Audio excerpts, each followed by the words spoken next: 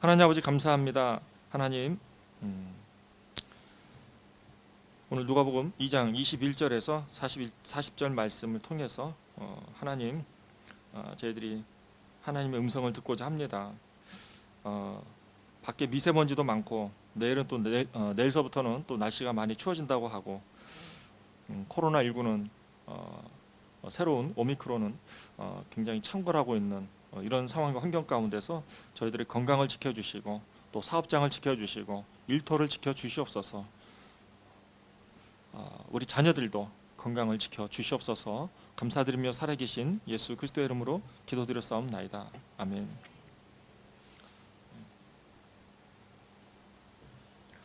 누가복음 2장 전체를 한번 훑어서 말씀을 드려야 될 것 같아서 다른 얘기는 다 빼고 누가복음 2장 들어가는 것부터 해서 말씀을 좀 드리려고 합니다.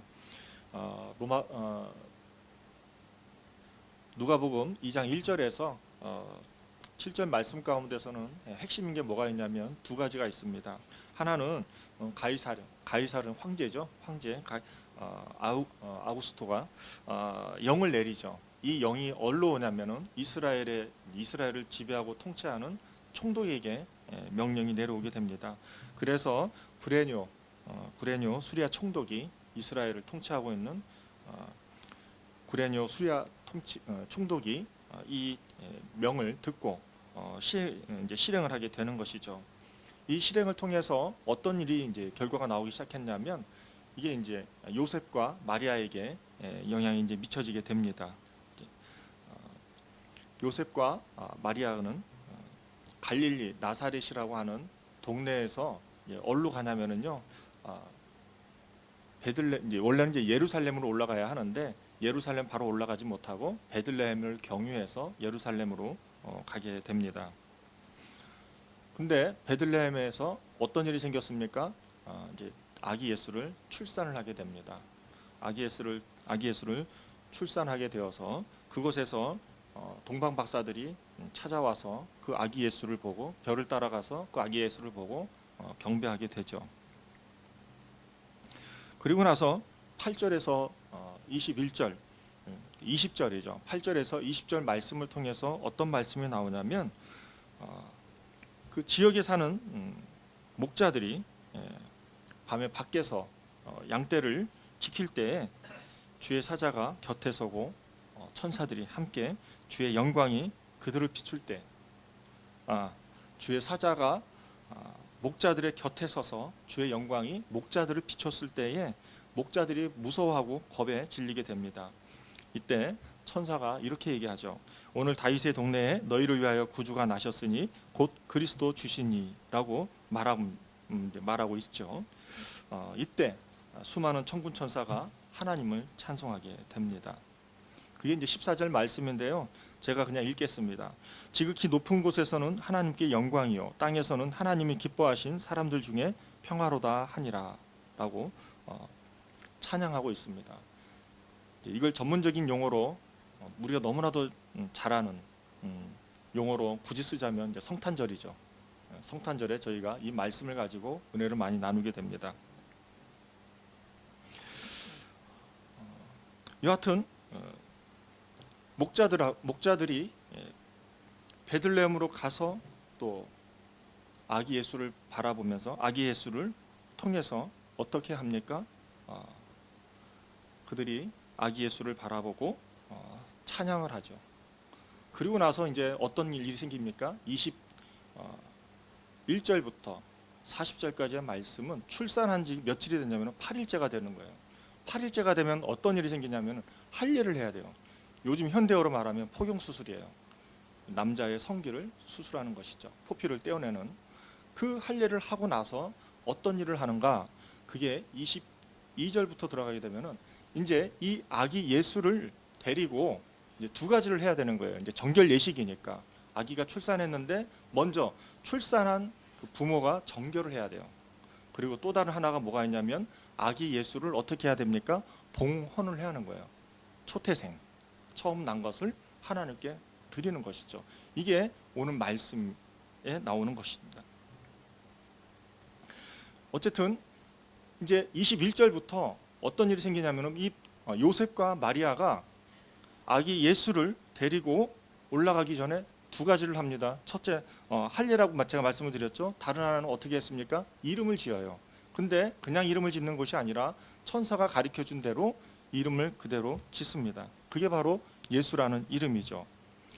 두 번째로는 이제 아기 예수의 부모님께서 요셉과 마리아는 예수를 안고 제가 말씀드린 대로 봉헌을 하기 위해서 어디로 갑니까? 성전으로 들어가게 됩니다. 성전에 들어가는데 그냥 들어갈 수 없어요. 왜냐하면 제사의 규정에 따라서 집비둘기 두 마리가 있거나 산비둘기 한 쌍이 있거나 이 제물을 가지고 들어가야 했던 것이죠. 그 이유는 모세 율법에 나오는 모세오경이죠. 모세 율법에 나오는 것을 그대로 따르기 위함이라는 것입니다. 이게 22절에서부터 24절의 말씀이에요. 그래서 조금 더 저와 여러분들이 쉽게 이해하기 위해서 새 번역본에는 이렇게 나와 있는데 PPT를 띄워주세요. 누가복음 22장 23절 24절 말씀을 띄워주시면 다 같이 한번 읽으시면 좋을 것 같아요. 시작. 그것은 주님의 율법에 기록된 바 어머니의 태를 처음 여는 산의 아이마다 주님의 거룩한 사람으로 불릴 것이다 한 대로 한 것이요. 또 주님의 율법에 이르신 바 산비둘기 한 쌍이나 어린 집비둘기 두 마리를 드려야 한다 한 대로 희생제물을 드리기 위한 것이었다. 희생제물을 드리기 위함으로써 이 제물들이 필요하다는 것입니다. 자, 이제 성전에 들어갔습니다. 두 가지 이제 사건이 생기게 됩니다. 두 가지 사건 중에서 첫 번째 사건이 어떤 일이 생깁니까? 시므온이라고 하는 사람이 나타나게 됩니다. 시므온이라고 하는 사람이 어떤 사람입니까? 의롭고 경건한 사람이었어요. 이 사람은 의롭고 경건한데 이 사람이 하나님께 간절히 기도하고 간절히 간구하는 것이 있었어요. 그것이 무엇입니까? 그것은 이스라엘의 위로를 기다리고 있었어요. 이스라엘의 위로를 위해서 기다리고 있었다는 것은 무엇을 말하고 있습니까? 이스라엘 백성들이 시리에 빠졌다는 거예요. 절망하고 있다는 것이죠. 낭망하고 있었다는 거예요. 도저히 삶을 살아갈 수 있는 의욕이 사라졌다라는 거예요. 그 이스라엘의 위로를 위해서 이 시므온이라고 하는 사람은 경건하고 의로움을 가지고 자기를 위해서 기도했던 것이 아니라 이스라엘 백성들을 위해서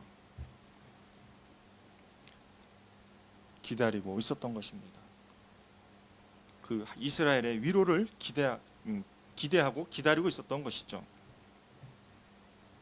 그런데 이 시므온이라는 사람이 누구를 보게 됩니까? 바로 아기 예수를 보게 됩니다. 그 아기 예수를 보는 데 있어서 성령께서 임하여 주시고 성령 충만함으로써 아기 예수를 봤을 때에 첫 번째로 나왔던 것이 무엇입니까? 목자들이 아기 예수를 봤을 때 찬송했던 것처럼 시므온도 아기 예수를 봤을 때에 찬송하였어요. 그냥 내 머리로 내 생각으로 쥐어짜가지고 아이디어를 가지고서 찬양한 것이 아니라 성령 충만함으로 찬양했어요. 그게 바로 2장 29절에서 32절 말씀에 나오는 찬양이에요. PPT를 좀 띄워주시면 좋을 것 같아요. 제가 읽어볼게요. 주제여, 이제는 말씀하신 대로 종을 평안히 놓아 주시는도다. 내 눈이 주의 구원을 보았사오니 이는 만민 앞에 예비하신 것이요 이방을 비추는 빛이요 주의 백성 이스라엘의 영광이다 하고 이런 찬양을 했다라는 것이에요. 성령이 충만하니까 다른 거는 다 잊어도 좋아요. 그러나 이방을 비추는 빛이라는 거예요. 또 주의 백성 이스라엘의 영광이라는 찬양을 하고 있습니다. 그러면 아까도 제가 말씀을 드렸다시피 시므온은 이스라엘의 위로를 기다렸어요. 왜? 이스라엘 백성들이 절망하고 낙심하고 낭망했기 때문에. 그 전제가 무엇입니까? 이스라엘은 로마의 통치, 식민지 국가예요. 식민지 땅이에요. 그러다 보니까 로마 식민지 통치 방법에 있어서 두 가지를 다르게 했죠. 첫 번째로는 종교를 배려했어요. 이스라엘 백성들에게 종교만큼은 강요하지 않았거든요. 그래서 어떻게 했습니까? 성전을 새로 지어줬잖아요. 수르바벨 제2성전을 정말 황금 문으로 해가지고서 새로 정말 멋있게 리모델링해서 해줬어요. 심지어는 예수님의 제자들이 그 모습을 보고 감탄할 정도로 멋있게 지어줬거든요. 그럼에도 불구하고 이스라엘 백성들은 갈급했어요. 하나님을 구했어요. 메시아를 기다렸어요. 왜? 그만큼 삶에 있어서 자기가 이스라엘 백성으로서 살아가는 데 있어서 심령이 채워지지 않았기 때문에 그렇습니다.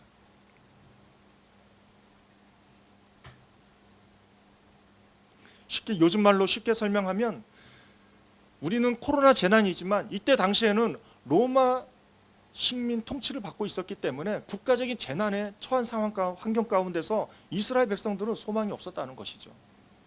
그렇기 때문에 메시아를 더욱더 기대하고 하나님의 위로를 기다렸다는 거예요.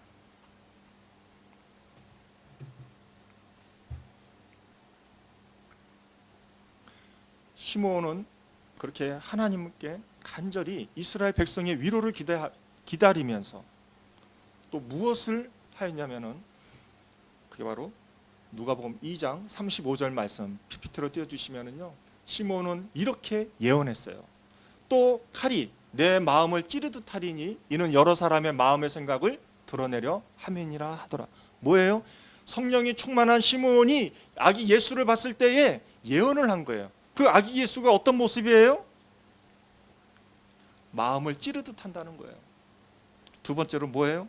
마음의 생각을 드러내 준다는 거예요.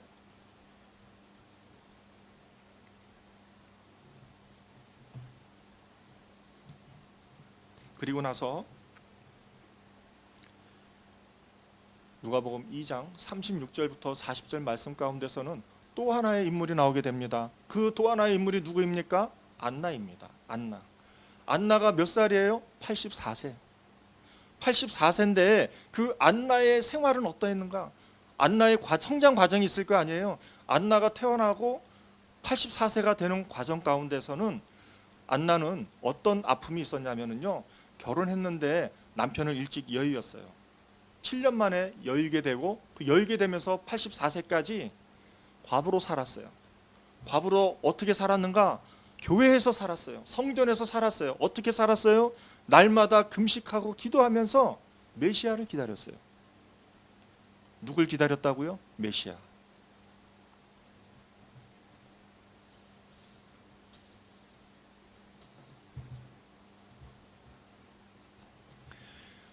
안나 선지자가 메시아를 기다렸는데 어떻게 기다렸는가? 예루살렘의 속량을 바라는 마음으로 기다렸어요. 자신의 어려운 처지를 향해서 기도한 것이 아니에요. 자신의 어렵고 힘든 모습을 가지고 금식하고 기도하며 성전에서 살았던 것이 아니라 이스라엘의 백성들의 모든 죄악들을 속량케 하기 위해서 금식하고 기도했다라는 것이죠. 그리고 나서 안나 선지자가 성령이 충만한 가운데에 예언을 합니다. 어떤 예언을 합니까? 바로 누가복음 2장 38절 말씀을 통해서 이렇게 예언합니다. 다 같이 한번 읽어보겠습니다. 시작. 마침 이때에 나와서 하나님께 감사하고 예루살렘의 속량을 바라는 모든 사람에게 그에 대하여 말하니라. 무슨 말이에요? 예언을 했는데 예루살렘에 속량이 있고 이 속량을 위해서 누가 온 거예요? 예수. 아기 예수를 통해서 뭐라고 고백하는 거예요? 원문을 보면은 메시아라고 해요. 안나 선지자가 이 사람이 바로 메시아다라고 고백하는 것이죠.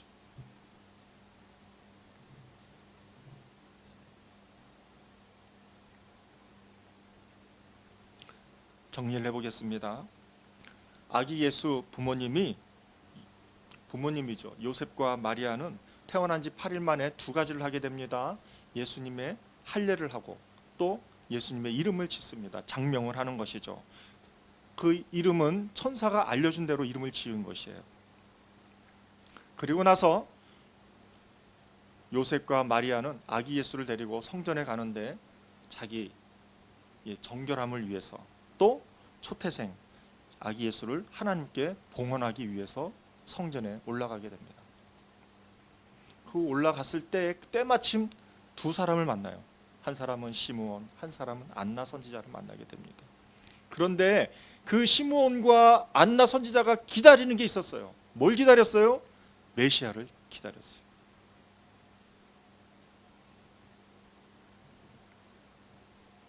첫 번째로 시므온은 메시아를 기다렸는데 이스라엘의 백성의 위로를 위해서 기도하면서 기다렸어요.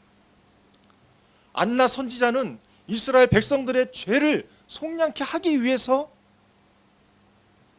성전에서 금식하고 기도하면서 메시아를 기다렸어요.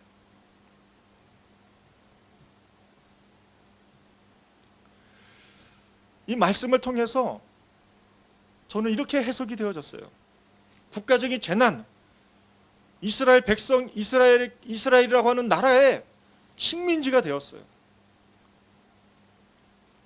내 힘으로, 내 노력으로 더 이상 이 식민지를 해결할 수 없는 문제에 맞닥뜨렸을 때에 많은 사람들은 손 놓아놓고 하늘만 바라보면서 아무것도 할 수 없고 절망하고 낙심하고 있을 때에 시므온과 안나 선지자는 이스라엘의 백성의 위로를 위해서 기도하였고요. 안나 선지자를 통해서 이스라엘의 그동안에 지었던 모든 죄악들을 속량케 하기 위해서 금식하면서 기도했다라는 것입니다. 그렇게 기다렸다는 거예요. 누구를? 메시아를. 메시아를 어떻게 기다렸다고요? 이스라엘 백성들의 위로를 위해서, 또 이스라엘 백성들의 죄값을 온전히 속량케 해달라고 그렇게 기다렸다는 것입니다.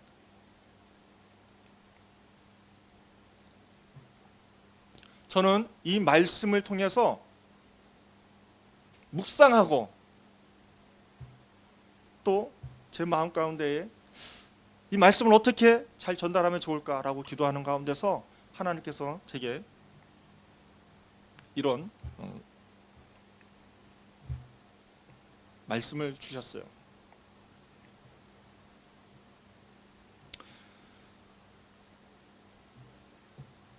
제가 아는 집사님이, 여러분들 잘 아는 집사님이에요.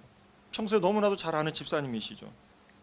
그런데 그 집사님이, 여러분들도 딱 그 집사님을 딱 바라보는 순간, 야, 정말 경건하시다, 목사님 같은 집사님이구나 라는 생각이 들 정도로 한마디 한마디가 위로가 되고 권면이 되는 메시지를 하는 분이에요. 그리고 늘 저희들에게 힘과 용기를 북돋아 주시는 분이세요. 영혼 구원은 얼마나 잘하는지요. 만나는 사람마다 예수님을 전하고 증거합니다. 또 매일매일 성령의 인도하심을 받기 위해서 힘쓰고 애쓰는 분이세요. 그런데 그분이 얼마 전 저하고 통화하는 가운데서 제가 깜짝 놀랐어요. 어떤 것 때문에 놀랐는가? 다른 게 아니에요. 그분이 뭔가 문제에 맞닥뜨렸을 때에 조급함으로 반응하는 것에 대해서 제가 깜짝 놀랐다는 거예요. 아, 하나님, 이 문제 한 방에 해결해 주십시오 라는 기도를 한다는 거예요.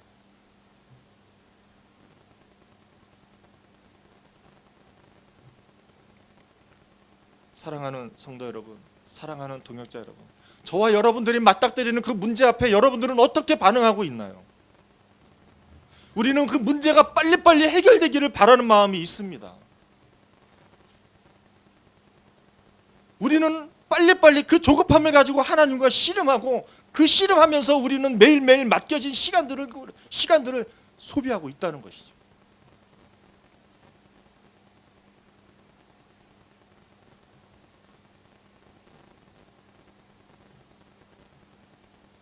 그런데 이스라엘 백성들은 어떻게 기다렸다고요? 아무것도 할 수가 없었어요. 내 능력으로 해결하면 좋은데, 빨리빨리 해결하면 좋은데 그게 아니었어요. 그 모습을 바라보고 시므온과 안나는 어떻게 기도했다고요? 메시아를 기대하면서, 그 메시아가 다시 이 땅 가운데 오셨을 때에 하나님, 이스라엘 백성들을 위로하여 주십시오. 하나님, 이스라엘 백성들의 죄를 속량시켜 주시옵소서. 그 메시아를 바라보면서 성령 충만하면서 기도하고 찬양했다는 것이죠. 여러분들은 어떻게 하실래요? 저도 문제 있습니다. 여러분들도 문제 있습니다. 우리가 그 문제 앞에 우리의 심령이 어떠한 태도로 있어야 합니까? 하나님, 내 문제 이거 해결해 주십시오라고 표적을 구하면서 끊임없이 하나님과 씨름하고 계십니까? 오늘 하나님께서 저와 여러분들의 주시는 메시지가 무엇입니까? 우리의 위로가 되시고 우리의 죄를 속량케 하시는 그 메시아를 바라보면서 그 메시아가 우리에게 있어서의 희망이 되고 소망이 된다라는 것을 증거해주고 있는 것이잖아요. 그 증거해주는 것 가운데 우리가 어떻게 기다려야 되는지를 오늘 말씀을 통해서 저와 여러분들에게 가르쳐주고 있는 것입니다.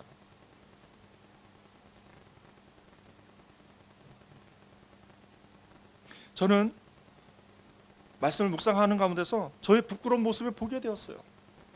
저의 부끄러운 모습이 무엇인가?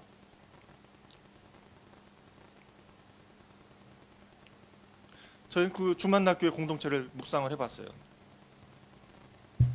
주만나 교회 공동체를 묵상하는 가운데서 우리 배소라 선교회를 생각을 해보게 되었습니다. 제가 광고에도 했지만 법인 설립을 위해서 막 기도하고 있는데 제 마음에 조급함이 있는 거예요. 하나님, 이거 빨리빨리 끝내주세요. 하나님, 이거 제가 기도했으니까 더 이상 기다리지 않게 하시고 빨리빨리 바빠요 하나님. 선교지 빨리빨리 이렇게 체계적으로 막 보내야 될 것 같아요. 그런 마음이 제 마음에 있다라는 사실을 말씀을 묵상하는 가운데서 발견하게 된 것입니다.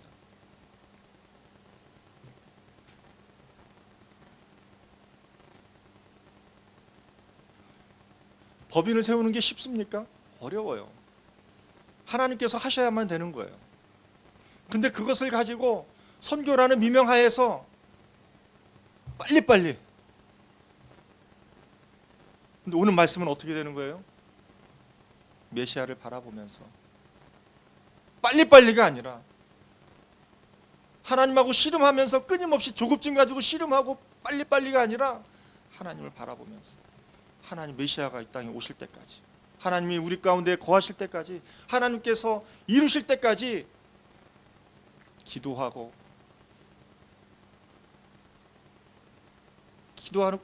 기다리는 게 얼마나 힘들고 어렵겠어요. 그러나 말씀과 기도와 찬양을 통해서 하나님께서 인도하실 것을 기다려야 한다는 것이죠. 맨날 돈 가지고 계산하면서 기다리는 것이 아니라, 저는 또 제 마음 가운데서 조급증이 일어나는 것을 또 하나 발견하게 됐어요. 그것은 바로 며칠 전 어제 통화한 이상주 우간다 파송 선교사님이신 이상주 목사님하고 연락하는데 제가 너무 급해가지고 문자 보냈어요. 목사님, 저기 교회 건축 헌금 들어왔으니까 빨리 땅 알아보시고 빨리 건축자재 알아보시고 빨리 어떻게 하면 빨리빨리 할 수 있는지 정보를 좀 보내주세요 라고 제가 문자를 보냈더니 이상주 목사님이 제게 문자를 보내왔어요. 목사님, 그렇게 할 수 있는 게 아니에요. 자기가 먼저 언어 습득해야 되고요, 현지 사정도 어느 적응을 해야 되고요, 그리고 조금씩 이렇게 이루어져 가야 되는 것을 이상주 목사님이 제게 문자를 보내주시면서 알려왔어요.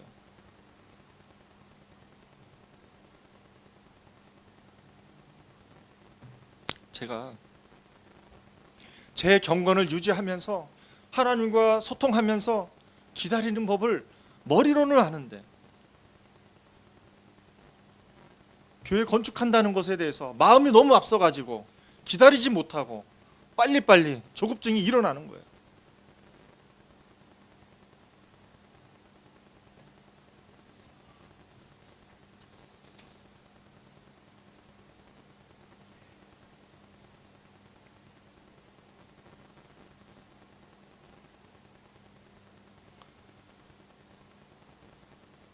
제 마음을 하나님께 온전히 맡겨서 우리가 다독거리면서 하나님의 인도하심을 받아야 하는데, 그렇지 못한 저의 모습을 통해서 제가 그렇다고 여러분들 간증사를 가지고 제가 얘기할 수 없잖아요. 다른 분들 가지고 얘기할 수 없잖아요. 제 거밖에 없으니까 제 것만 가지고 마음껏 해도 누가 저한테 욕할 사람이 없으니까 그래서 제가 얘기하는 건데요. 사랑하는 성도 여러분, 사랑하는 동역자 여러분,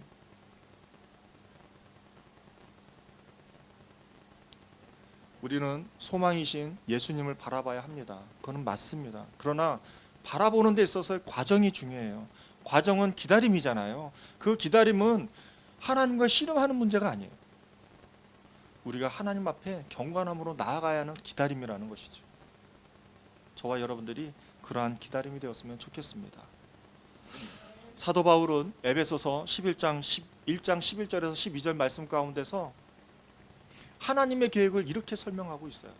내 계획과 하나님의 계획은 다른데 하나님의 계획을 뭐라고 말씀하고 있습니까? 11절 12절 말씀 다 같이 함께 봉독하겠습니다. 시작.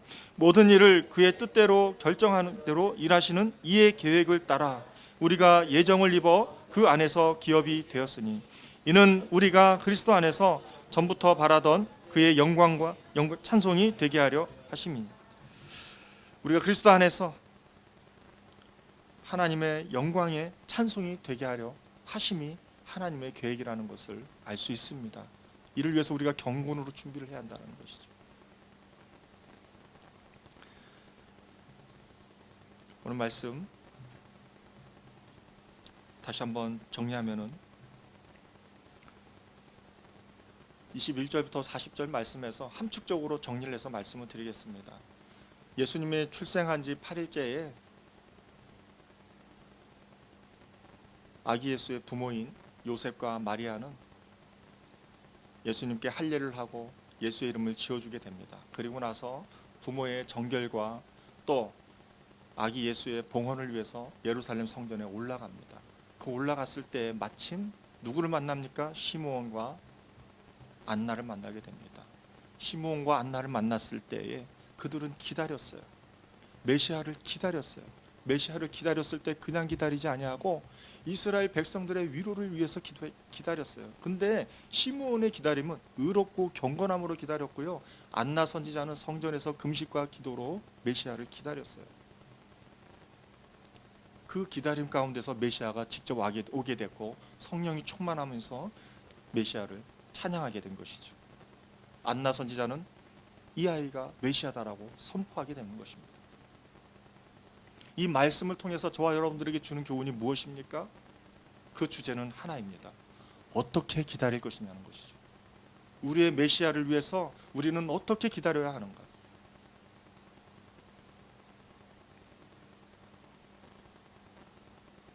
바라기는 저와 여러분들은 일상생활을 해야 합니다. 일상생활을 하면서 우리는 또 경건해야 합니다.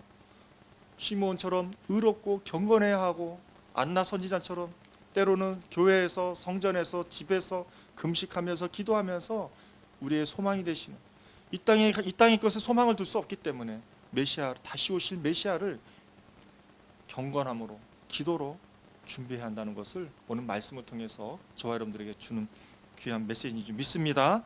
기도하겠습니다. 하나님 아버지 감사합니다. 저희 주만나 교회 공동체 구성원들 한 사람 한 사람이 도저히 우리의 인간적인 방법으로 해결할 수 없는 문제 앞에 조급함으로 반응하고 조급함 때문에 우리의 감정을 주체하지 못하는 것이 아니라 말씀과 기도와 찬양을 기본으로 한 그 경건의 능력으로 하나님의 구원을 바라는 그러한 기다림이 우리 가운데 있게 하여 주시옵소서. 감사드리며 살아계신 예수 그리스도의 이름으로 기도드렸사옵나이다.